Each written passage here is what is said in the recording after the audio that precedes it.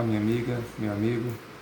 Neste momento em Manaus chove copiosamente, como se a cidade toda chorasse seus mortos e aqueles também que estão internados nos hospitais. E agora que o governo corre para abrir novos leitos, e vemos aqui algumas informações a respeito de abertura de novos leitos na cidade para que se possa acolher cada vez mais a quantidade de gente que está sendo infectada e pegando a forma mais grave da doença que necessita internação. Tem uma história muito antiga que fala de um teste para saber se você é psicopata ou não, que conta a história de um sujeito que conheceu uma moça, do qual ele se apaixona num velório. Não é? Aí a pergunta que se faz logo em seguida é o que ele pode fazer para que ele possa reencontrar essa moça novamente, já que ele não tem nome, não tem contato, não tem nada, e ele a viu, mas não teve oportunidade de pegar essas informações. Faz essa pergunta, que é um teste para saber se você é psicopata ou não. A resposta é: ele mata um membro da família para que tenha um novo velório e ele possa reencontrar novamente essa criatura. E dizia, se você respondeu, pensou dessa maneira, é porque você é um psicopata. Então, para a gente tentar entender a motivação de um psicopata, é necessário que você também entre na mente do psicopata para entender o que ele pretende com determinado tipo de ação. Bem, eu não sou psicólogo, nem psiquiatra, nem tampouco estudei profundamente a mente humana, mas eu posso, dentro de alguma inferência, dizer, a partir desse exemplo que eu falei para vocês, o que pode estar por trás dessa mente psicopata de ser contra a vacina, ser contra o uso de máscara, ser contra o isolamento social e, ao mesmo tempo, ganhar tanta repercussão nas suas ideias de gente que deveria se assustar com tudo isso, mas que acaba, de alguma forma, aceitando isso e fazendo propaganda dessas ideias. Eu penso que Bolsonaro ele está gostando da situação. Lógico, porque existe toda uma movimentação que busca verificar, analisar, principalmente dentro do judiciário, o envolvimento dele com as milícias, as rachadinhas.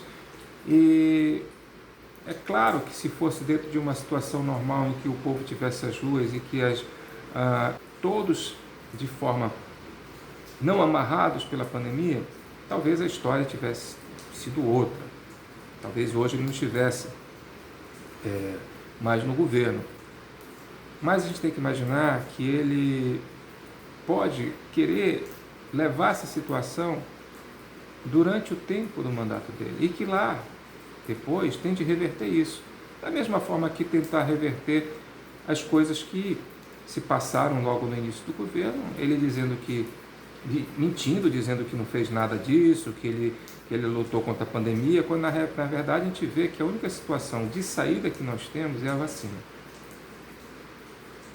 Alguns prefeitos já estão se movimentando para isso. O Eduardo Paes, no Rio de Janeiro, já anunciou que dia 20 de janeiro já vai começar a vacinação e, infelizmente, aqui em Manaus, o governo do Amazonas, o novo prefeito não se manifestou, mas eles vão ficar aguardando o governo federal iniciar algum tipo de vacinação quando a gente percebe que existe uma procrastinação do início de qualquer atividade que possa resultar na vacinação da população de forma proposital. Então, a mente psicopata de Bolsonaro é tentar levar isso até as eleições. O quanto mais a pandemia continuar no Brasil se alastrando, e ele já disse que não dá bola, que os outros países já iniciaram a vacinação, porque ele quer ficar livre, ele quer continuar com a população acuada e aqueles que são a favor da sua psicopatia, da sua loucura, estejam circulando, porque aquelas pessoas que estão circulando, na verdade, são adeptos da ideia de que tem que todo mundo ir à rua e morra que tem que morrer. Muitos não são nem bolsonaristas, muitos são ruins mesmo, são egoístas, são pessoas, gente ruim. E quanto mais a gente vê gente desinformada, quanto menos informação, menos cultura, pessoas que acabam aderindo a essa ideia em maior número, e a gente vê uma horda de uma população que não está nem aí. O que é mais triste nessa situação é que a gente está vendo que agora quem está adoecendo são os jovens. Na primeira leva, lá em março, abril, quem mais adoeceu foram na faixa dos seus 50 para cima. Mas o que a gente está vendo agora são jovens sendo acometidos da doença. Eu mesmo, quando estive num hospital, acompanhando um familiar com Covid, com suspeita de Covid, melhor dizendo, graças a Deus não se confirmou, o teste deu negativo, o que eu mais vi eram pessoas abaixo de 50 anos, buscando atendimento médico. Infelizmente, essas pessoas que agora estão ocupando os leitos dos hospitais no momento em que não há vaga para isso. Eu tenho um relato aqui do El País, uma notícia que saiu no El País, que, de certa forma, não precisa dizer muita coisa, só escutar o que eles têm a dizer, essa reportagem que foi retirada aqui do Amazonas, para ver a gravidade da situação. Eu vou ler aqui para vocês e, no final, eu dou uma palavra a respeito disso. Manaus testemunha a hora da morte por Covid-19. As pessoas morrem sozinhas, sozinhas, sozinhas. A médica Uideia Galvão atua em condições precárias no pronto-socorro 28 de agosto, na capital do Amazonas, um retrato do colapso que se espalha pelo Brasil. Os pacientes que têm Covid sentem muita sede. Tem momento que eles querem muita água, e aí você vê o paciente pedindo água e você não pode, você não consegue. Você está entubando alguém, vendo um outro paciente mais grave, e você não tem ninguém para dar assistência a esse paciente. A médica Uideia Galvão trabalha 12 horas por dia, todos os dias, às vezes 20 horas por dia, para dar conta dos pacientes que chegam ao pronto-socorro 28 de agosto, em Manaus, a capital do Amazonas, e é uma das mais afetadas no Brasil pela crise do coronavírus e tem sido palco das histórias mais tristes da pandemia no Brasil. Superlotação em hospitais, avalanche de corpos nos cemitérios, centenas de mortos que não conseguem chegar ao hospital e morrem em casa. Galvão atende os 120 leitos da Sala Rosa do pronto-socorro, para onde são encaminhados os doentes graves da Covid-19. Médica há 25 anos, ela não consegue aceitar essa nova modalidade de hora da morte trazida pelo coronavírus. É difícil você ver pessoas morrerem sozinhas, sozinhas, sozinhas, sozinhas, sozinhas. Sim, ela repete sozinha 5 vezes, como quem não acredita nas próprias palavras que saem da sua boca. No 28 de agosto, não dá tempo de fazer uma teleconferência por celular na hora da despedida. No 28 de agosto, não dá tempo para nada.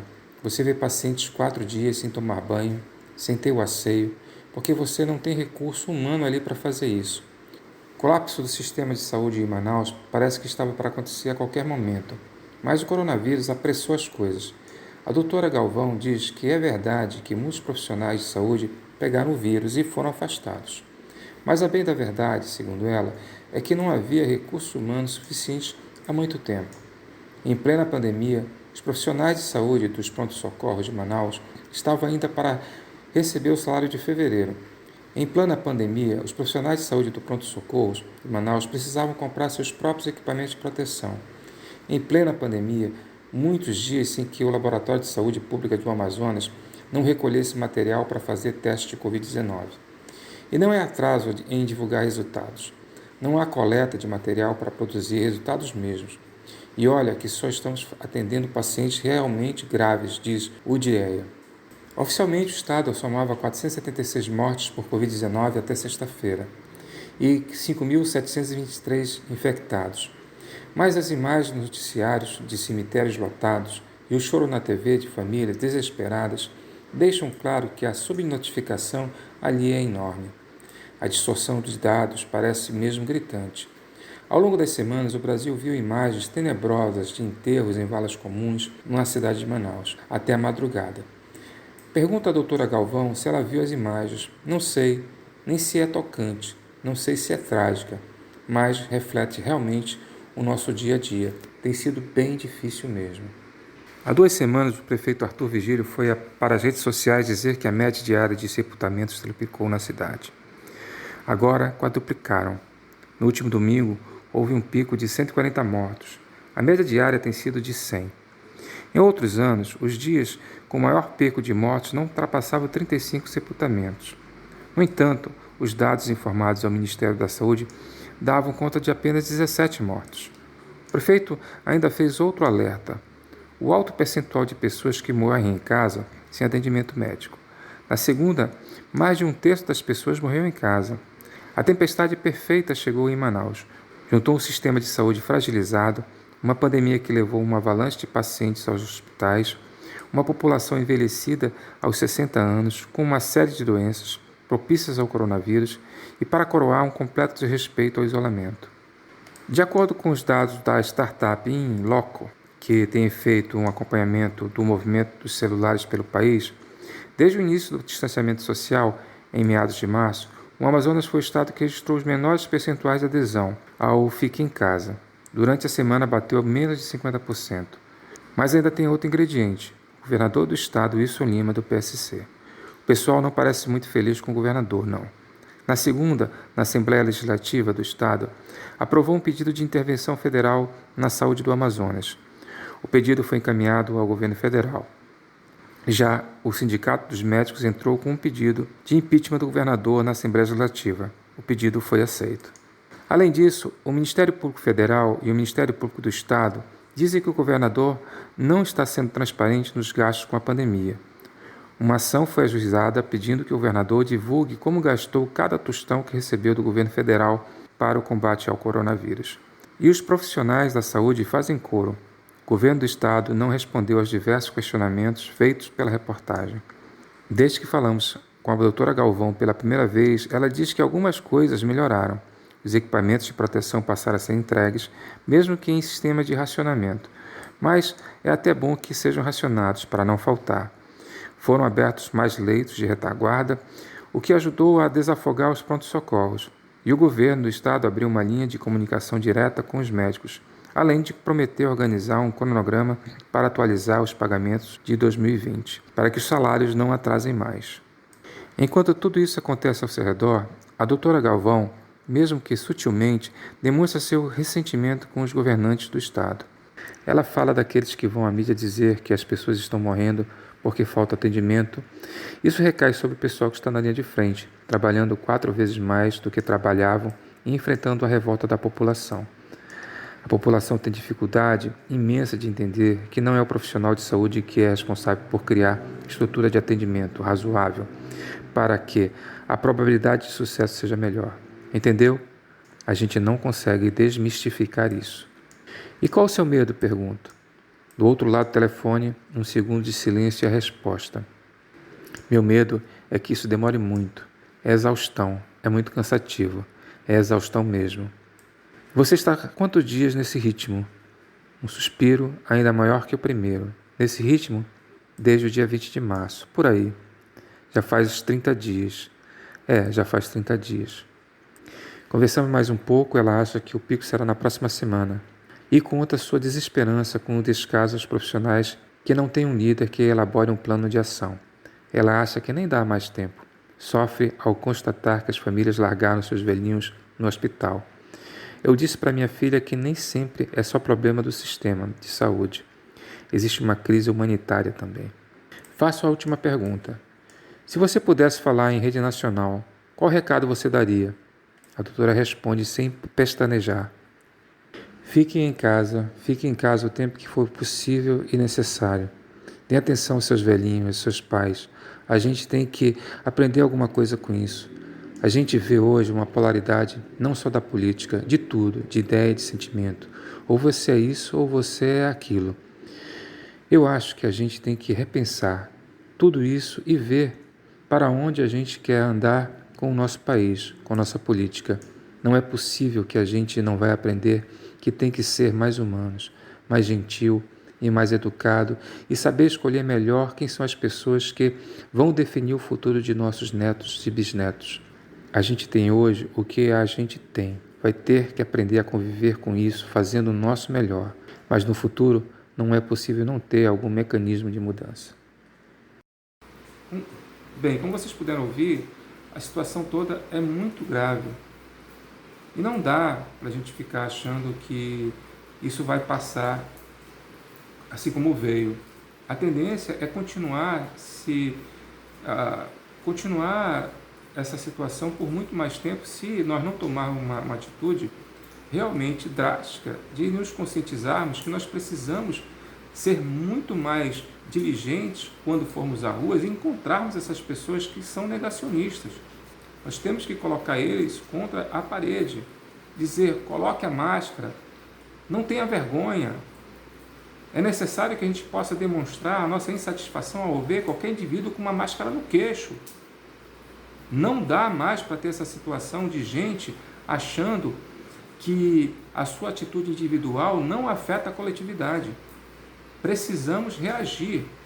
Então o que eu peço para você não é usar de violência, mas usar a palavra. Ver alguém sem máscara, ver alguém se aproximando de você sem máscara, ou com a máscara no queixo, uma máscara mal colocada, tente primeiro saber se aquela pessoa está mal orientada. Tente dizer a ela que aquela atitude não é a atitude correta de usar máscara. Se for uma pessoa negacionista, aí sim você deve dizer, olha, você está matando as pessoas. Porque não é só a pessoa desinformada, são pessoas ruins também. Pessoas egoístas, volto a dizer, pessoas egoístas que só pensam em si, que estão pouco se lixando para que as pessoas estão morrendo nos hospitais. E essas pessoas são nefastas. Nós precisamos reagir chamando a atenção dessas pessoas.